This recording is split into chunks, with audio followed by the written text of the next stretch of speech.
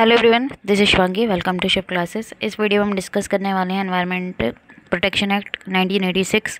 तो जितने भी एक्ट हैं वो आपको सारे करने हैं।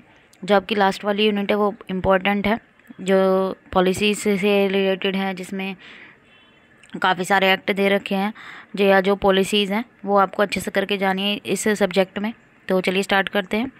तो एनवायरनमेंट प्रोटेक्शन एक्ट जो है 1986 का, ये एक्ट है पार्लियामेंट का, इंडियन पार्लियामेंट एक्ट है, जो पास हुआ था मई 1986 में और इफेक्ट में कब आया था? नवंबर 1986।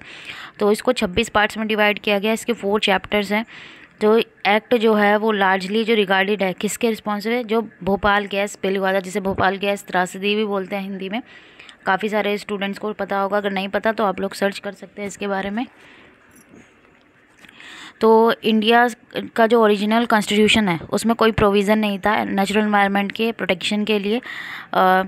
जो फंडामेंटल ड्यूटीज़ हैं उसमें एडिट किया गया जो 42nd अमेंडमेंट हुआ था कॉन्स्टिट्यूशन के अंदर, जिसमें किसके बारे में प्रिस्क्राइब किया गया? एनवायरनमेंट के प्रोटेक्शन के बारे में, जिसमें forest, lake, river, wild life जो हैं वो ड्यूटी हैं सिटीज़न के, जो कंट्री के सिटीज़न हैं उनकी, यानी कि सरकार की जिम्मेदारी है भाई एनवायरनमेंट को प्रोटेक्ट करना, हमारी भी जिम्मेदारी है एनवायरनमेंट में जो भी चीज़ें हैं।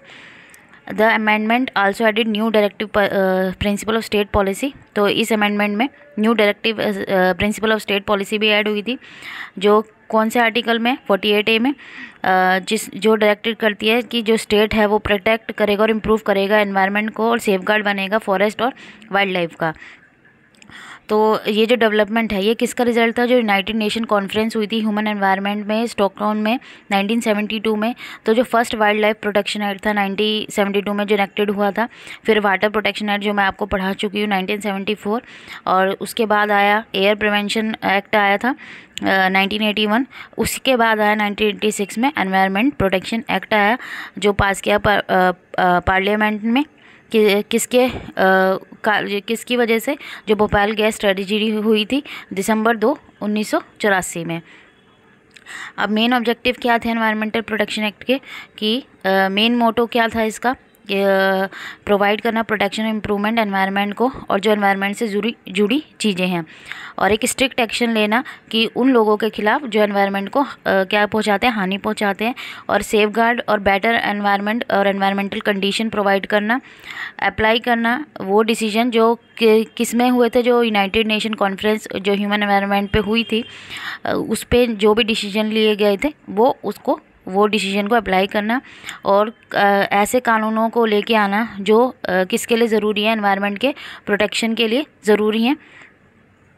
अब जो रूल्स थे एनवायरनमेंट प्रोटेक्शन में जो फोर्स में आए 19 नवंबर को 1986 में, क्या क्या थे? कि जो क्वालिटी है एयर की, ठीक है, उस जो स्टैंडर्ड बनाना किसका?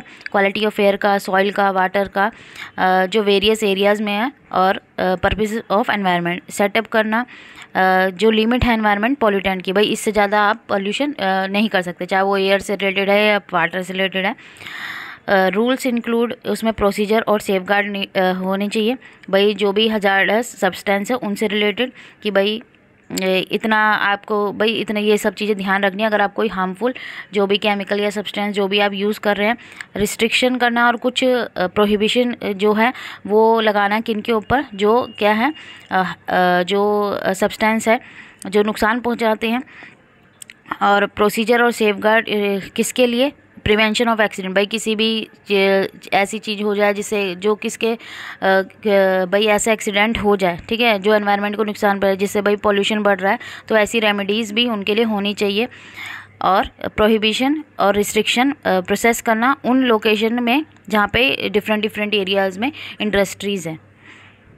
अब एनवायरमेंटल प्रोटेक्शन एक्ट को अम्ब्रेला एक्ट भी कहा जाता है। अगर आप यूजीसी नेट इकोनॉमिक्स की प्रिपरेशन कर रहे हैं तो आपको ये चीज़ पता होनी चाहिए।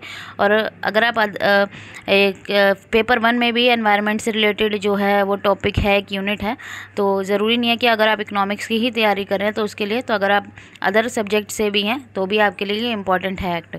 तो इसको अम्ब्रेला एक्ट क्यों बोला जाता है? ये एक इंडिविजुअल इशू पे फोकस नहीं करता, ये पूरे लार्ज स्केल पे जो है पूरे टोटल एनवायरनमेंट को बचाने में और उसको इम्प्रूव करने में जो है वो फोकस रखता है। इसमें कोलैबोरेशन होता है किसके? जो सेंट्रल और स्टेट गवर्नमेंट है और जो इससे रिलेटेड बॉडीज़ बनाई गई हैं एनवायरनमेंट को बचाने के लिए। और जो भी जो थे कभी कानून बनाए गए थे वाटर एक्ट और एयर एक्ट में, जो उनमें रह गया था, उनको जो जो चीज़ वहाँ रह गई थी, ठीक है, उस चीज़ को पूरा करने के लिए, उसको इफ़ेक्टिवनेस को पूरा करने के लिए एक्ट लाया गया था। और इसमें काफ़ी सारे क्या है, लार्ज और कॉम्प्रिहेंसिव पीस हैं किसके, लेजिस्लेशन के, जो इंक्लूड करती है डेफिनेशंस, अथॉरिटी और ऑब्लिगेशन सेंट्रल गवर्नमेंट की किस रिलेशन में, एनवायरमेंट रिलेशन में। तो ये था आपका एनवायरमेंटल एक्ट। और भी आप अगर पढ़ना चाहते हैं तो आपको इजीली ऑनलाइन ये अवेलेबल हो जाएगा। आई होप आपको ये क्लियर हो गया होगा। अगर वीडियो अच्छी लगी हो तो like it, share it and subscribe my channel. Thank you.